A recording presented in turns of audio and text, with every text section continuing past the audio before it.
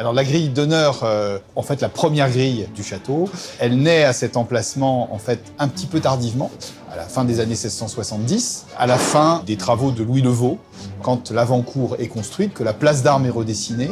Et c'est pour ça d'ailleurs que les trois avenues convergent sur la deuxième grille et pas sur la première, parce qu'à l'époque, il n'y avait pas de première grille. La première grille, c'est, je dirais, la grille qui sépare l'avant-cour, les parties publiques, du reste du monde. Et puis, la deuxième grille, c'est celle qui sépare vraiment les privilégiés et le roi, où seuls les carrosses ayant les honneurs du Louvre peuvent franchir cette barrière, qui est à la fois une barrière réelle et une barrière symbolique.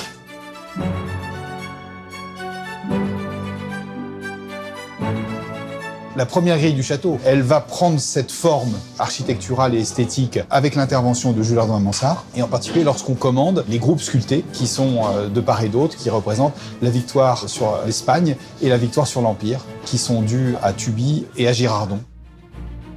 C'est une restauration fondamentale que nous avons faite parce que la grille était quand même pas mal dégradée. La restauration a pris à peu près 1 an. Il y a 2 chantiers dans le chantier. Elle a été démontée dans ses parties courantes et les portails, bien entendu. Et par contre, les parties porteuses scellées sont restées en place et ont été traitées en place, en particulier les pilastres décoratifs et le cadre de la grille. Le démarrage du chantier a été de déposer l'ensemble des éléments métalliques de la grille qui sont partis dans la Manche pour être restaurés en atelier. Ils ont été entièrement sablés, métallisés et puis ils ont été remontés sur place pour pouvoir réajuster l'ensemble des éléments, notamment sur les lyres et les trumeaux. Et puis ensuite, l'entreprise de peinture dorure a procédé à la remise en peinture dorure de l'ensemble des ouvrages métalliques.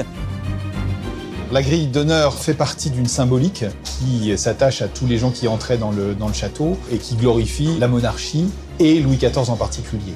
Louis XIV avait adopté pour emblème en fait Apollon, plus évidemment les armes de France, qui sont l'emblème héraldique par excellence du royaume et qui sont au fronton sommital.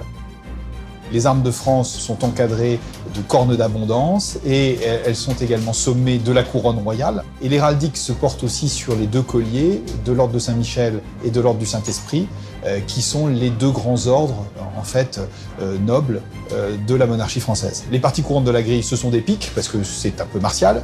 Et par contre, toutes les parties ornementales, on a des fleurs de lys, plus la lyre, puisque les pilastres sont composés en forme de lyre, et la lyre, c'est Apollon également.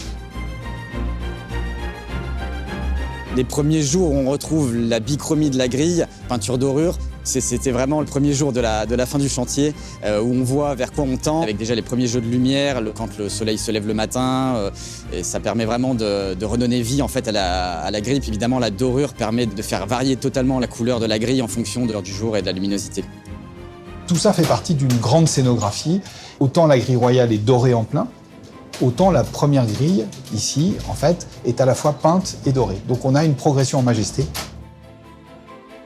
Et ce qui est beau sur ce chantier, c'est qu'on se dit que tous les visiteurs qui viennent visiter Versailles franchissent la grille. C'est vraiment un des premiers éléments qu'ils voient en arrivant au château, c'est vraiment la porte d'entrée du château. La teinte qui a été adoptée ici, c'est l'état du 19e siècle, avec le vert bronze. On a rétabli en fait le couronnement du fronton avec sa petite toiture concave peinte et non pas dorée, et également le support autour des armes de France et le support de la couronne qui est peint et non doré, ce qui permet de donner une profondeur. Ça fait partie des petits détails, si vous voulez, d'histoire et d'esthétique également, pour que ce que nous donnons à voir aux visiteurs soit le plus juste possible et le plus sincère.